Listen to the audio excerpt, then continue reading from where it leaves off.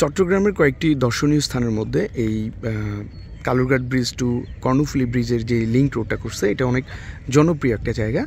এখানে হচ্ছে মূলত এই কর্ণফুলী নদীর পাশেই এই প্যাসেজওয়েতে হচ্ছে একটা রাস্তা করে দিছে এবং মানুষের হাঁটা চলার জন্য একটা ব্যবস্থা করে দিছে। সো এই সুন্দর জায়গাটিতে হচ্ছে মানুষ বিকেলে ঘুরতে আসে। এই জায়গাটা অনেক সুন্দর। নদীর ওই পারে হচ্ছে শিকলবাহা বিদ্যুৎ কেন্দ্র, আর এখানে হচ্ছে নতুন ব্রিজ, আর এই পাশে হচ্ছে কালুরঘাট যে ব্রিজটা ওইটা। সো এই জায়গাটা আসলে অনেক সুন্দর।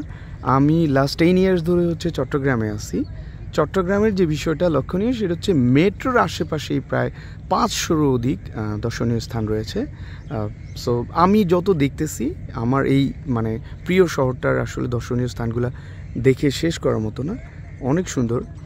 আর এখানে সবসময় হচ্ছে এই যে জাহাজগুলো পার করা থাকে অ্যাজ ইউজুয়াল, বিভিন্ন কন্টেইনার জাহাজ বা ছোটো ছোটো ট্রলার এই জাতীয় জিনিসগুলো হচ্ছে পার করা থাকে, যেগুলো হচ্ছে ওই যে বন্দরের দিকে পরবর্তীতে নোঙ্গর করা হয় এই টাইপের।